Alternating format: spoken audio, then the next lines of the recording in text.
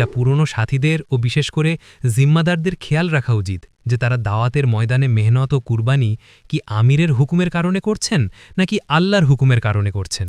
আল্লাহ তাআলা তার দ্বীনের কাজের জন্য বান্দাদের কিভাবে নির্বাচিত করেন এবং সেই পথে টিকে থাকার মূল নীতিগুলো কি তা নিয়ে এক গুরুত্বপূর্ণ আলোচনা পেশ করেছেন হজরতজি মাওলানা সাদ কান্ধলভি দামত বারকাতুহু। এই বয়ানে তিনি ফেরেশতা, আম্বিয়া আলাইহিমুসসালাম এবং সাহাবায়ে কেরামের জীবনের বিভিন্ন পরীক্ষার উদাহরণ টেনে দেখিয়েছেন যে ব্যক্তিগত আবেগ বা জজবার চেয়ে আল্লাহর হুকুম ও আনুগত্যই আসল দ্বীন। এছাড়া সামষ্টিক কাজে সফলতার জন্য একে অপরের দোষ গোপন রাখা, গীবত ও হিংসা পরিহার করা এবং মুমিনের সম্মান রক্ষা করার উপর তিনি বিশেষ তাকিদ দিয়েছেন। মূলত বিনয় ও চারিত্রিক সংশোধনের মাধ্যমেই আল্লাহ নুসরাত বা সাহায্য লাভ করা সম্ভব। এ বয়ানে হজরতজি মাওলানা সাদ কান্ধলভি দামাত বারকাতুহু কি বলেছেন শুনি ইনশাআল্লাহ। হজরতজির নিয়মিত বয়ান পেতে আমাদের চ্যানেলটি সাবস্ক্রাইব করুন। দুনিয়াবাসীদের এই নিয়ম যে তারা কর্মচারীকে স্থায়ী রাখে না, বরং অস্থায়ী রাখে। তারা যাচাই করে দেখে যে সে আমাদের হুকুম বা আদেশ পালন করছে কিনা। এর থেকে আপনি আন্দাজ করে নিন আল্লাহ রাব্বুল ইজ্জাতের দাস্তুর বা বিধানও এটাই। দুনিয়াতে দ্বীনের কাজ কায়েম করার জন্য এবং হকের প্রতিষ্ঠার জন্য আল্লাহ তাআলা কঠিন পরীক্ষা নেন। যদি তার হুকুম পুরা করা হয় তবে তিনি এমন লোকদের নিজের কাজের জন্য নির্বাচিত বা কবুল করেন। আর যদি তারা কাজ সঠিক না করে এবং হুকুম পুরা না করে তবে আল্লাহ তাআলা তাদের এই জামাত থেকে এবং কাজের কাতার থেকে বের করে দেন এবং বলেন তোমরা এই কাজের যোগ্য নও, আলাদা হয়ে যাও। আমি আপনাদের সামনে এর প্রথম উদাহরণ পেশ করছি। কুরআনের আয়াতের তর্জমা হল আল্লাহ তাআলা তার বান্দাদের মধ্যে এবং ফেরেশতাদের মধ্যে প্রত্যেকের পরীক্ষা নেন, এটা দেখার জন্য যে কে বর্তমান সময়ের হুকুম বা আদেশ পালন করে আর কে তা নষ্ট করে দেয়। যারা সময়ের হুকুম পালন করে আল্লাহ তাআলা তাদের নিজের কাজের জন্য নির্বাচিত করেন, আর যারা নষ্ট করে আল্লাহ তাদের কাজের কাতার থেকে বের করে দেন। আমি তার উদাহরণ দিচ্ছি। আল্লাহ প্রথম পরীক্ষা নিলেন ফেরেশতাদের, মালাইকা। ফেরেশতারা আল্লাহর ইবাদতকারী, তার কোনো নাফরমানি করে না, সব হুকুম মানে। আল্লাহ পরীক্ষা নিলেন এটা দেখার জন্য যে এত ইবাদতের কারণে তাদের মধ্যে বড়াই বা অহংকার বা তাকাব্বুর পয়দা হলো নাকি তাদের মধ্যে বিনয় ও নিজেকে মিটিয়ে দেওয়ার গুণ তৈরি হলো। আল্লাহ হুকুম দিলেন আদম আলাইহিসসালামকে সাজদা করার জন্য। সবাই সাজদা করল, ইবলিস ছাড়া। ইবলিস বলল আমি সাজদা করব না, কারণ আমি পুরনো, আমি এদের চেয়ে শ্রেষ্ঠ, আফজাল, এরা নিচু আর আমি উঁচু। এই বলে ইবলিস সাজদা করতে অস্বীকার করল। ইবলিস বলল আপনি আমাকে দিয়ে অন্য কোনো কাজ করান, আমি আপনার ইবাদত করব, কিন্তু এই হুকুম আমি মানব না, কারণ এই হুকুম আমার মর্যাদা বা হেসিয়াকের খেলাফ। চিন্তা করুন, ইবলিস আমালে ও ইলমে সবার চেয়ে আগে ছিল, কিন্তু তার মধ্যে অহংকার এসে যাওয়ায় সে সাজদা করতে অস্বীকার করল যে আমি এদের চেয়ে শ্রেষ্ঠ, আমি কেন সাজদা করব। ইবলিস বলল এরা পরে এসেছে আর আমি আগে থেকে আছি, এটা বলে সে সাজদা থেকে অস্বীকার করল। আল্লাহ তাআলা তার থেকে ইবাদতের তৌফিক ছিনিয়ে নিলেন এবং তাকে নিজের দরবার থেকে বের করে দিলেন। এর কারণ কি হল? উলামারা দুটি কারণ লিখেছেন। একটি কারণ হল তার নিজের ইবাদতের কারণে তার মধ্যে অহংকার সৃষ্টি হয়েছিল যে আমি বড়, আমি পুরনো, আমার মর্যাদা উঁচুতে। যদিও আল্লাহর ইবাদত এমন আমাল যা সকাল সন্ধ্যায় মানুষের মধ্যে বিনয় বাড়ানোর কথা ছিল, কিন্তু তার মধ্যে উল্টো বড়াই এসে গেল। দ্বিতীয় কারণ হল হিংসা বা হাসাদ। তার মধ্যে হিংসা তৈরি হলো যে এই মর্যাদা আদমকে কেন দেওয়া হবে যে আমরা তাকে সাজদা করব? এই মর্যাদা তো আমাদের হওয়া উচিত ছিল। মনে রাখবেন, যার মধ্যে হিংসা পয়দা হয়, হিংসক বা হাসিদের কাজ হল সে চাইবে যে কোনোভাবে অন্যের মেয়ামাত নষ্ট হয়ে যাক, সে নিজে পাক বা না পাক। আসলে হিংসা কর্নেওয়ালা ব্যক্তি হকের কাজে সাহায্যকারী হতে পারে না, বরং সে দ্বীনের কাজে বাধা বা রুকাওয়াট হয়ে দাঁড়ায়। সে দ্বীনের কাজে সাহায্য করার বদলে বাধা হয়ে যায়। হিংসক চায় যে এই কাজ বা নেয়ামাত নষ্ট হয়ে যাক। কুফফাররা হুজুর সাল্লাল্লাহু আলাইহি ওয়াসাল্লামের কাজে এ কারণেই বাধা দিত যে তারা বলতো নবুয়াত একে কেন দেওয়া হলো, আমাদের কেন নয়। এই হিংসা এমন এক রোগ যা মানুষকে হকের কাজ থেকে আটকে দেয়, আর হিংসা এমন এক ব্যাধি যা অন্যের নেয়ামত। দ্বিতীয় পরীক্ষা আম্বিয়াদের। আল্লাহ নবীদেরও পরীক্ষা নেন, এটা দেখার জন্য যে তারা আমাদের হুকুম পুরা করেন কিনা। যদিও নবীরা আল্লাহর হুকুম পালনে গুনাহ বা নাফরমানি থেকে সম্পূর্ণ পবিত্র, মাসুম, তবুও আল্লাহ পরীক্ষা নেন। ইব্রাহিম আলাইহিসসালামকে হুকুম দিলেন নিজের সন্তানকে জবে করে দাও। তিনি ইসমাইলকে জবে করার প্রস্তুতি নিলেন। তারা হুকুমের ওপর ফৌরান ছুরি চালালেন। এই প্রশ্ন করলেন না যে বাচ্চাকে কেন জবে করাচ্ছেন, কি ভুল হয়েছে বা কি অপরাধ? এ তো মাসুম বাচ্চা। কিন্তু হুকুম আল্লাহর, তাই জবে করো। তাই ইব্রাহিম আলাইসাল্লাম হুকুমের ওপর ছুরি চালালেন। বাচ্চাকে ইসমাইল আলাইসাল্লামকে বললেন, তুমি নিজের জবে হওয়ার ব্যাপারে কি মনে করো? এটা পুরনো সাথীদের ও বিশেষ করে জিম্মাদারদের খেয়াল রাখা উচিত যে তারা দাওয়াতের ময়দানে মেহনত ও কুরবানি কি আমিরের হুকুমের কারণে করছেন নাকি আল্লাহর হুকুমের কারণে করছেন। ইব্রাহিম আলাইসাল্লাম জিজ্ঞেস করলেন ইসমাইলকে যে তোমার জবে হওয়ার ব্যাপারে তোমার কি খেয়াল? তিনি জবাবে বললেন, আব্বাজান, আমাকে জিজ্ঞেস করার কি আছে? যদি এটা আল্লাহর হুকুম হয় তবে আপনি তা পুরা করুন, যার হুকুম আল্লাহ আপনাকে দিয়েছেন। ইব্রাহিম আলাইসাল্লাম হুকুমের ওপর ছুরি চালিয়ে দিলেন। আল্লাহ ইব্রাহিম আলাইসাল্লামের এই গুণ কবুল করলেন এবং আল্লাহ বললেন, আমি তোমাদের মানুষের ইমাম বা নেতা বানালাম, তোমাদের থেকেই উম্মতের ইমামত ও হেদায়েত চলবে। আজও আল্লাহর দস্তুর এটাই যে দিনের কাজে ইমামত ও নেতৃত্ব, পেশোয়াই বা রাহবারি তাদের দিয়ে করানো হয় যারা সবচেয়ে বেশি কষ্ট সহ্য করবে এবং পরীক্ষায় কামিয়াব হবে। আমি আরজ করলাম যে ইব্রাহিম আলাইসাল্লামের কঠিন পরীক্ষা হয়েছে, এটা দেখার জন্য যে এই সময়ে আমরা যে হুকুম দিচ্ছি তা তারা পুরা করেন কিনা। এখানে ইব্রাহিম আলাইসাল্লামের পরীক্ষা হচ্ছে যে ছেলের মোহব্বত বেশি নাকি আমাদের আল্লাহর মোহব্বত বেশি। মোহব্বত তো দুই দিকেই আছে, কিন্তু কার মোহব্বত বেশি? তাদের পরীক্ষা হল যে তাদের কাছে নিজের অলাদের চেয়ে আমাদের মোহব্বত বেশি। ইব্রাহিম আলাইসাল্লাম আল্লাহর হুকুমের উপর অলাদকে জবে করে দেখিয়ে দিলেন। এখানে হুজুর সাল্লাল্লাহু আলাইহিওয়াসাল্লাম এক সাহাবীকে, যিনি মদিনায় নিজের বাবার সবচেয়ে বেশি ভক্ত ছিলেন, ডাকলেন এবং বললেন, যাও তোমার বাবার মাথা কেটে নিয়ে এসো। চিন্তা করুন, কাউকে এটা বলা যে বাবার মাথা নিয়ে এসো এবং কোনো কারণ না বলা, কোনো অপরাধ না বলা। সাহাবী শোনা মাত্র দৌড় দিলেন। হুজুর সাল্লাল্লাহু আলাইহিওয়াসাল্লাম জিজ্ঞেস করলেন, কোথায় যাচ্ছ? সাহাবী বললেন, আপনার হুকুম হয়েছে বাবার মাথা আনার জন্য, তাই যাচ্ছি। এটা ছিল পরীক্ষা। হুজুর সাল্লাল্লাহু আলাইহিওয়াসাল্লাম বললেন, ফিরে এসো, আমি সম্পর্ক কাটার জন্য আসিনি, জোড়ার জন্য এসেছি। আমি তো দেখতে চেয়েছিলাম যে তোমার মোহব্বত আমাদের নবীর সাথে বেশি নাকি বাবার সাথে বেশি। আমি বলতে চাই, এভাবেই পুরনো সাথীদের আমল তৈরি হয় যে তাদের হুকুম দিয়ে দেখা হয় তারা তা মানে কিনা। একবার সাহাবাদের মনে বাইতুল্লাহ জিয়ারতের খুব জাজবা বা আগ্রহ তৈরি হল। তারা বাইতুল্লাহর জিয়ারতের তামান্না করতেন, কাঁদতেন, দোয়া করতেন। আল্লাহর শান একসময় হুজুর সাল্লাল্লাহু আলাইহিওয়াসাল্লাম সাহাবাদের নিয়ে ওমরা করার জন্য বের হলেন, বাইতুল্লাহর জিয়ারতের জন্য রওনা হলেন। মক্কা মোকাররমার আগেই হুদাইবিয়াতে কাফেররা আটকে দিল, ওমরা করতে দেবে না। আপনারা জানেন সেই ঘটনা। তখন হুজুর সাল্লাল্লাহু আলাইহিওয়াসাল্লাম সাহাবাদের বললেন, তোমরা নিজেদের মাথা মুন্ডাও, কুরবানি করো এবং ফিরে চলো।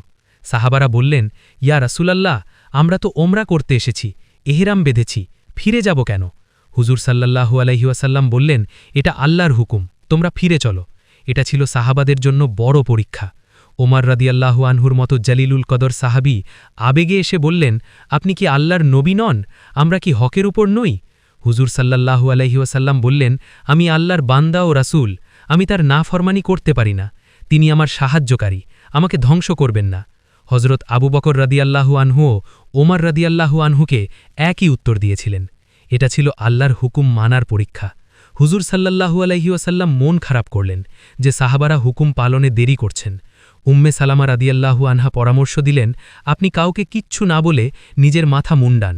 হুজুর সাল্লাল্লাহু আলাইহিওয়াসাল্লাম নাপিত ডেকে মাথা মুন্ডালেন। এটা দেখে সাহাবারা নিজেদের জজবাকে কুরবানি দিয়ে হুকুমের ওপর আমল করতে এমনভাবে ঝাঁপিয়ে পড়লেন যে মনে হলো নিজেদেরই কেটে ফেলবেন। এতে বোঝা গেল জজবা বা আবেগের নাম দিন নয়, হুকুম মানার নাম দিন। ওমরা করার জজবা সাহাবারা আল্লাহর হুকুমের ওপর কুরবানি করলেন। আল্লাহ ওখান থেকেই ফেরার পথে ফতহুন মুবিন বা প্রকাশ্য বিজয়ের সুসংবাদ দিলেন এবং তাদের গুণাবলী কবুল করলেন। আপনারা আমল পেশ করুন। আপনারা যে জিনিসের ওপর আল্লাহর সাহায্য চান, নিজেরা তার ওপর আমল শুরু করে দিন। এতে বোঝা যায় যে জিম্মাদারদের কাজ হল সবার আগে নিজের জাত বা সত্তা থেকে আমল পেশ করা। নবীজিকে এই হুকুমই দেওয়া হয়েছে, লা তুকাল্লিফু ইল্লা নাফসাক। নবীজি, আপনি নিজেকে ছাড়া অন্য কারো জন্য নিজেকে মুকাল্লাফ করবেন না, অন্যদের শুধু তারগিব দিন। হুদাইবিয়ায় যখন নবীজি নাপিতকে দিয়ে নিজের মাথা মুন্ডালেন, তখন সাহাবারা নিজেদের মাথার চুল এমনভাবে কাটলেন যে মাথা থেকে রক্ত প্রবাহিত হচ্ছিল, কিন্তু তাদের কোনো খবর ছিল না যে কি হচ্ছে। আল্লাহর রাসূল সাল্লাল্লাহু আলাইহিওয়াসাল্লাম কাজ করছেন আর আমরা করব না, এটা কিভাবে হতে পারে? জাজবা কোরবানি করলেন। উমরাল জাজবা সাহাবারা আল্লাহর হুকুমের ওপর কোরবানি করলেন। আল্লাহর শান দেখুন, সেখান থেকে সরে আসার আগেই আল্লাহর পক্ষ থেকে খবর এলো যে আমি বাইতুল্লাহকে চিরতরের জন্য তোমাদের হাওয়ালে বরাদ্দ করে দিয়েছি। আপাতদৃষ্টিতে তো আপনাদের উমরা থেকে আটকানো হচ্ছে, কিন্তু আমরা চিরতরের জন্য বাইতুল্লাহ তোমাদের হাওয়ালে করছি। আপনারা আন্দাজ করুন, আদনা আমলের বিনিময়ে আলা মোকাম মিলে গেল, কারণ তোমরা হুকুম পুরা করেছ। এখন আমি আমার ওয়াদা পুরা করব। আপনারা সেখান থেকে নড়েননি, অথচ আল্লাহর পক্ষ থেকে ফতাহের হুকুম চলে এলো। আমি এটাই আর্জ করতে চাইছিলাম যে অনেক সময় সাথীদের জাজবা থাকে যে আমরা এমন করব, কিন্তু হুকুম এলো তার খেলাফ। কেন? উমরা তো ইবাদাত, উমরা তো ভালো আমল। এক মহিলা ছিলেন যার কুষ্ঠরোগ ছিল, তার হাত পায়ে জখম ছিল, তিনি চলতে পারতেন না, কিন্তু বাইতুল্লাহর তাওয়াফের এত শখ ছিল যে বাইতুল্লাহর চত্বরে ঘষতে ঘষতে তাওয়াফ করতেন। হজরত ওমর তাকে দেখে বললেন, হে আল্লাহর বান্দি, তাওয়াফ ছেড়ে দাও, তোমার কারণে মানুষের কষ্ট আজিয়াত হচ্ছে, তুমি ঘরে বসে থাকো। তিনি হজরত ওমরের হুকুমে তাওয়াফ ছেড়ে দিলেন। কথা তো মানা উচিত, জাজবা তাওয়াফ করার জন্য যেমনই হোক, কিন্তু আমিরের কথা মানা উচিত। ওই মহিলা তাওয়াফ করা ছেড়ে ঘরে বসে রইলেন। কিছুদিন পর লোকেরা তাকে গিয়ে বলল, দেখো, হজরত ওমরের তো ইন্তেকাল হয়ে গেছে, তিনি শহীদ হয়ে গেছেন, এখন যাও তাওয়াফ করো, তোমাকে বাধা দেওয়ার কেউ নেই। ওই মহিলা উত্তর দিলেন, এটা হতে পারে না যে আমি আমিরের হায়াতে জীবিত অবস্থায় তার ইতাআত করব আর তার মৃত্যুর পর নাফরমানি করব। আমি তাওয়াফ করব না। এটা কোনো কথা নয় যে আমার জাজবা ভালো তাই আমির সাহেব মানা করলেও আমি করব না। জাজবাকে হুকুমের ওপর কোরবানি করাই হলো আসল কোরবানি। তো ওই মহিলা আমিরের হুকুমের কারণে তাওয়াফ ছেড়ে দিলেন। আমার দোস্ত আজিজরা, আমি আপনাদের এই উদাহরণগুলো দিচ্ছি এটা বোঝানোর জন্য যে সবচেয়ে বুনিয়াদী কথা হলো বান্দা ইতায়াতের ওপর আসবে, হুকুম পুরা করার উপর আসবে। এভাবে আল্লাহ তাআলার কাছে নিজেকে কবুল করাবে। কারণ আল্লাহর কাছে শর্ত হলো যারা কোরবানি ও ইতায়াতে এগিয়ে যাবে, আল্লাহ তাআলা তাদের এই কাজের জন্য কবুল করে নেবেন। সিফাতগুলোর মধ্যে সবচেয়ে আহাম গুরুত্বপূর্ণ, সবচেয়ে বড় সিফাত হল তাওয়াজু ও ইতাআত। সবচেয়ে বড় গুণ হল আমাদের মধ্যে তাওয়াজু ও ইতাআত পয়দা হওয়া। তাই নিজেদের ইজতিমাইয়াতের জন্য সবার আগে এর হুকুম দেওয়া হয়েছে। ইজতিমাইয়াতের জন্য প্রথম হুকুম হল কাজের উসুলের মধ্যে, কাজের উসুল কায়েম করার ক্ষেত্রে প্রথম হুকুম হল, নবীজি, আপনি সাথীদের জন্য নরম হয়ে যান। কোরআনে এটাকে বয়ান করা হয়েছে। কোরআন বলছে এটা আল্লাহর পক্ষ থেকে ফজল ও করম যে নবী আপনি নরম হয়ে গেছেন। তাই বলা হয় সাথীদের দ্বারা বেউসুলি হবে, তারা মানুষ, ভুল হয়ে যাবে। যখন কারো দ্বারা ভুল বা বেউসুলি হয়ে যায় তখন তাকে উসুলের ওপর আনার জন্য প্রথম কাজ হল বেউসুলি কর্নেওয়ালার সাথে এমন সম্পর্ক কায়েম করুন যাতে সে আপনার কথা কবুল করে নেয়। তাই আমাদের এখানে বেউসুলি কর্নেওয়ালার মোয়াজাকা নেই, তাকে ধরো, শোরগোল করো বা মানুষের কাছে বলো, এমনটা নেই। বলা হয়েছে যে বেউসুলি করে তার বেউসুলিকে লুকাও, গোপন করো। তার ঘোষণা করো না। বেউসুলি করনেওয়ালা এমন যেমন কোনো ঘুমন্ত ব্যক্তির সাতার খুলে যায়। আপনি বলুন, যার সাতার ঘুমের মধ্যে খুলে গেছে, আপনি কি তার ঘোষণা করে মানুষকে তার সাতার দেখাবেন, নাকি চুপচাপ তার সাতার ঢেকে দেবেন? আমার কথার জবাব দিন। আমি খুব সহজ প্রশ্ন করছি। ভুল বা বেউসুলি করনেওয়ালা এমন যেমন ঘুমন্ত ব্যক্তির সাতার খুলে যায়। আপনি কি এই ঘুমন্ত ব্যক্তির সাতার মানুষকে দেখাবেন? বরং হুকুম হলো তাকে জাগানোও যাবে না যে ভাই তোমার সাতার খোলা। এমনভাবে তার সাতার ঢেকে দিন যেন সে টেরই না পায় যে আপনি দেখেছেন। এটা না করে যদি আপনি মানুষকে ডেকে দেখান যে দেখো, এই লোক ঘুমাচ্ছে আর তার সাতার খোলা, এতে তো ওই লোকের গুনাহ হবে না, কিন্তু আপনি গুনাহগার হবেন। সে তো বেচারা জানেই না যে তার সাতার ঘুমের মধ্যে খুলে গেছে। সে তো আল্লাহর কাছে মাফ, কারণ সে ঘুমাচ্ছে। কিন্তু আপনি যে ডেকে ডেকে মানুষকে দেখাচ্ছেন, এতে আপনার গুনাহ হবে। আমি খুব ভালো কথা আরজ করছি আপনাদের কাছে। বলা হয়েছে কারোর দ্বারা বেউসুলি হয়ে গেলে প্রথম কাজ হল তার বেউসুলিকে লুকানো। কিন্তু যখন শয়তান মুসাল্লাত হয়ে যায় এবং সাথীদের দিলে হাসাদ পয়দা হয়ে যায় এবং কাউকে জায় করার ইচ্ছা করে ফেলে, তখন সে ইসলাহের নামে তার বেউসুলির ঘোষণা করে এবং মানুষের কাছে তাকে বদনাম করে আর বলে আমরা তো ইসলাহের জন্য করছি। শুনুন, সে বলে আমরা ইসলাহের জন্য করছি, এতে ঠিক হয়ে যাবে। অথচ আল্লাহ তাআলা তাদের দিয়েই ইসলাহের কাজ নেন যারা মখলুকের আয়েব গোপন রাখে। আল্লাহ তাদের দিয়ে ইসলাহের কাজ নেন।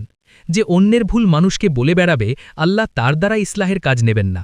আমি খুব জরুরি কথা বলছি আপনাদের কাছে, যে কারো বেউসুলির তাজগিরা অন্যের কাছে করবে, আল্লাহ তার দ্বারা ইসলাহের কাজ নেবেন না।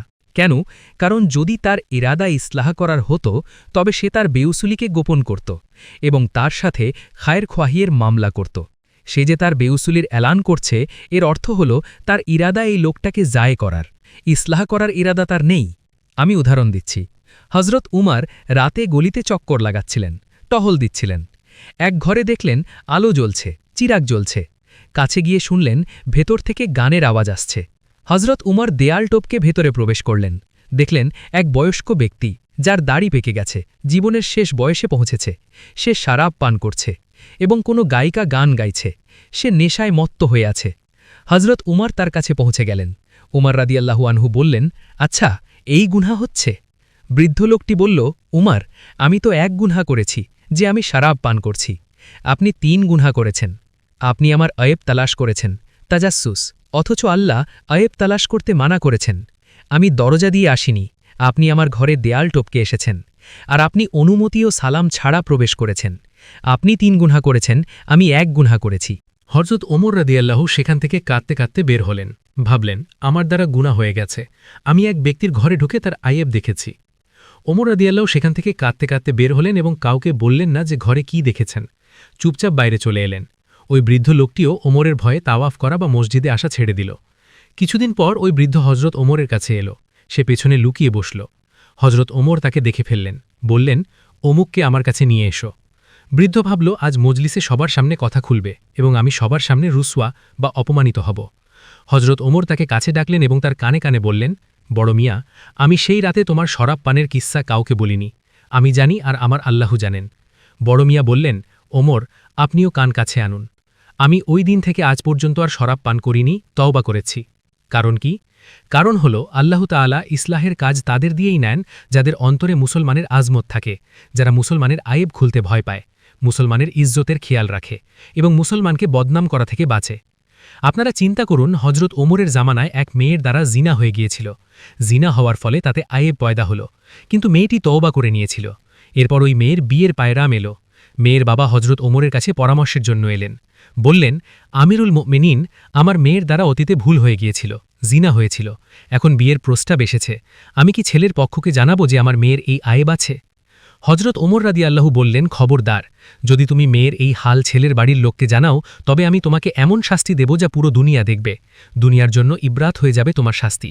যাও, এই মেয়ের বিয়ে এমনভাবে দাও যেন এই মেয়ে কোনোদিন কোনো গায়ের মাহারামকে দেখেইনি। এই মেয়ে পাক দামান মেয়ের মতো। এভাবে বিয়ে দাও। খবরদার যদি কারো কাছে মেয়ের হালের কথা বলো। আমি আর্জ করতে চাই, যেভাবে মানুষ নিজের আওলাদের আয়েব গোপন করে, প্রত্যেক মুসলমানের সাথে খায়ের খোয়াই ও মহব্বতের জাজবা দিলে থাকা উচিত। ভুল মানুষের হয়, আমাদের উচিত ভুলকারীর ভুলের ভালো তাবিল করা, কারণ এতে আমাদের মধ্যে ইজতিমাইয়াত ও মহব্বত পয়দা হয়। আপনারা খেয়াল করুন, আজকাল তো এই মেজাজ হয়ে গেছে, মোবাইলগুলোতে গীবত করার এবং একে অপরের আয়েব চর্চা করার গ্রুপ তৈরি হয়েছে। আগে তো কখনো দেখা হলে গীবত করত, এখন তো মোবাইলে গীবতের গ্রুপ বানিয়ে বসে বসে গীবত করে। অথচ মুসলমানের আয়েব বয়ান করা মানে মুসলমানের গোশত খাওয়া। গীবতকে জিনার চেয়েও বড় গুনাহ বলা হয়েছে, কারণ আল্লাহর কাছে জিনার তওবা আছে, কিন্তু গীবতের তওবা নেই। মানুষ লাখোবার তওবা পড়ুক, ইস্তেগফার করুক, গীবতের গুনাহ মাফ হবে না। জিনা মাফ হয়ে যাবে, শরাব পান মাফ হয়ে যাবে, নামাজ ছাড়াও আল্লাহ মাফ করতে পারেন, কিন্তু কসম খেয়ে বলছি, গীবতের মাফি হবে না। গীবতের মাফি কেবল তার কাছেই হবে যার আপনি গীবত করেছেন। আমি আর্জ করছি যে আমরা কারো আয়েব শুনলে আমাদের চেষ্টা থাকে মুসলমানের এই গুনাহ যেন সাব্যস্ত হয়ে যায়। অথচ আল্লাহর রাসূলের মেজাজ এবং খোলাফাদের মেজাজ এই ছিল যে কোনো মুসলমানের গুনাহ যেন সাব্যস্ত না হয়। এক সাহাবী 4 বার নবীজির কাছে এসে বললেন, ইয়া রাসূলাল্লাহ, আমি জিনা করেছি, আমি জিনা করেছি। আপনি বারবার মুখ ফিরিয়ে নিলেন, বললেন, তুমি কি পাগল? তুমি কি জানো জিনা কাকে বলে? সাহাবী বললেন, জি, আমার দ্বারা জিনা হয়েছে। নবীজি বললেন, না, তুমি হয়তো জিনা করনি, তুমি হয়তো শুধু দেখেছ অথবা স্পর্শ করেছ। নবীজি চাইছিলেন গুনাহ যেন সাব্যস্ত না হয়। মুমিন জিনা করতে পারে না এই ধারণা পোষণ করা। মুমিনের মাকাম বাইতুল্লাহর চেয়েও উঁচু। বাইতুল্লাহর দিকে পা মেলানো আদবের খেলাফ। বাইতুল্লাহর দিকে ফিরে ইস্তিনজা বা পেশাব পায়খানা করা। বাইতুল্লাহর দিকে পিঠ বা চেহারা করে পেশাব পায়খানা করার ব্যাপারে কঠোর নিষেধাজ্ঞা এসেছে। আপনি বাইতুল্লাহর দিকে ফিরে পেশাব করতে পারবেন না। শুনুন, আপনি পুরো দুনিয়ায় যেখানেই থাকুন, জমিনে বা আকাশে, আপনি বাইতুল্লাহর দিকে মুখ করে পেশাব পায়খানা করতে পারবেন না। বাইতুল্লাহর মোকাম এত উঁচু, কিন্তু একজন মুসলমানের মোকাম বাইতুল্লাহর চেয়েও উঁচু। এই জামানায় মানুষের এমন মেজাজ হয়ে গেছে যে সাথীদের নাউজুবিল্লাহ কোনোভাবে বদনাম করা বা তাদের উপর আয়েব লাগানো। হযরত আলীর জামানায় এক জায়গায় চুরি হল। কি চুরি হল? উট চুরি হল। হযরত আলী জিজ্ঞেস করলেন, কি ব্যাপার? হযরত আলী বললেন, না, সব উট তো একই রকম দেখতে হয়। তোমরা হয়তো নিজের উট মনে করে ভুল করছো, আর অন্যের উট বেরিয়ে গেছে বলে লোকেরা তোমাকে চোর বলছে। আলী বললেন, মুমিন তো এমন হতে পারে না। চোর বলল, না, আমি উট চুরি করেছি। সে স্বীকার করে নিল। আলী বললেন ঠিক আছে। আলী তাকে ছেড়ে দিলেন। কিছুক্ষণ পর সে আবার ফিরে এলো। এসে আলী চোরকে জিজ্ঞেস করলেন, তুমি কি চুরি করেছ? সে বলল, না, আমি চুরি করিনি। আলী বললেন, যাও, তোমার ছুটি। সে চুরি থেকে ইনকার করল আর আলী তাকে ছেড়ে দিলেন। লোকেরা বলল, আমিরুল মুমিনিন, আপনি এটা কি করলেন? এক লোক চুরির একরাল করল, আপনি জল্লাদ ডাকলেন হাত কাটার জন্য, তেল গরম করলেন, সব ইন্তেজাম করার পর আপনি চোরকে ছেড়ে দিলেন। কেন এমন করলেন? হজরত আলী বললেন, এটা কেমন ইনসাফহীন কথা। এক লোক চুরির শিকার করল, তাই আমি তাকে ধরেছিলাম। এখন সে ইনকার করছে, তাই আমি তাকে ছেড়ে দিলাম। সে ইনকার করল আর আমি ছেড়ে দিলাম। একজন মুসলমান বলছে আমি চুরি করিনি, তো তোমরা তার কথার উপর ইয়াকিন করছো না কেন? এর মানে হল তোমাদের দিলে মুসলমানকে চোর সাব্যস্ত করার শখ ও তাকাজা আছে। শুনুন আমি কি বলছি। এর অর্থ হল আপনাদের দিলে মুসলমানের আজমত নেই। আপনারা একজন মুসলমানকে চোর সাব্যস্ত করতে চাইছেন। মুমিন সম্পর্কে ভালো গুমান রাখা। কোনো মুমিন এমন করতে পারে না। মুমিন চুরি করতে পারে না। যখন আপনি কোনো মুমিনের ব্যাপারে আয়েব বা গুনাহির কথা শুনবেন, তখন বলবেন, না, মুমিন এমন করতে পারে না। এক লোক শরাব পান করছিল। হজরত ওমর রাদিয়াল্লাহু আনহু তাকে শরাব পান করতে দেখে ফেললেন। ওমর বললেন, তুমি শরাব পান করছ? সে বলল, ওমর, ওই সত্তার কসম যিনি ছাড়া কোনো মাবুদ নেই। সে আল্লাহর কসম খেল। আল্লাহর কসম ওমর, আমি শরাব পান করছি না। হজরত ওমর রাদিয়াল্লাহু আনহু বললেন, আচ্ছা, তুমি কসম খেয়ে বলেছ, ঠিক আছে। ওমর তাকে ছেড়ে দিলেন। অথচ তিনি নিজের চোখে দেখেছেন। কেন? কারণ মুমিনের কথার উপর এবং কসমের উপর ভরসা করা। হজরত ওমর রাদিয়াল্লাহু বললেন, আমার চোখ ভুল দেখেছে, আমাকে একজন মুমিনের কথার ওপর ইয়কিন আছে, বিশ্বাস আছে। নিঃসন্দেহে আপনি মদ খাচ্ছেন না। হজরত ওমর কিভাবে বললেন, একজন মুমিনের কথার ওপর আমার ইয়কিন এসে গেছে যে আপনি মদ খাচ্ছেন না। আমি মানছি আমার চোখ ভুল দেখেছে, আমার নজরের ধোঁকা হয়েছে। যখন একজন মুসলমান বলছে যে ওমরের সামনে আমি মদ খাচ্ছি না, তখন ওমরের জিম্মায় লাজিম হয়ে যায় যে সেই মুসলমানের কথার ইয়কিন করা এবং কথা খতম করে দেওয়া। আপনি চিন্তা করুন, ফিকির করুন, হজরত ওমরের খবর ছিল না? তিনি নিজে দেখলেন এক ব্যক্তিকে মদ খেতে। তিনি বললেন, মদ খাচ্ছ? সে বলল, হে ওমর, আল্লাহর কসম খেয়ে বলছি আমি মদ খাচ্ছি না। হজরত ওমর বললেন, আমি তোমার কথার ইয়কিন করে নিয়েছি। আমার চোখ ধোঁকা খেয়েছে, আমার চোখ ভুল দেখেছে। আমাকে একজন মুমিনের কথার ইয়কিন আছে।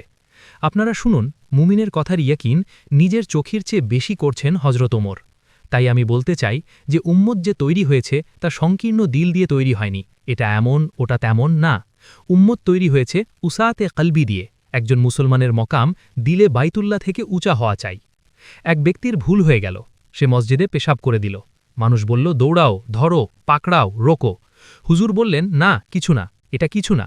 সাহাবারা দৌড়ালেন পেশাব রোকানোর জন্য। হুজুর বললেন, আরে কি করছো, পেশাব করতে দাও একে। পেশাব রোকানো তাকলিফ দেওয়া।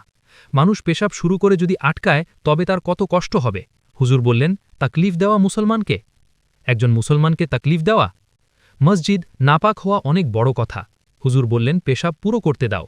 সে আরাম করে পুরো পেশাব করল। হুজুর বললেন, এক ডোল পানি এখানে বাহিয়ে দাও। কথা খতম করে দিলেন। ডেকে বুঝিয়ে দিলেন যে দেখ ভাই, মসজিদ পেশাব পায়খানার জায়গা নয়।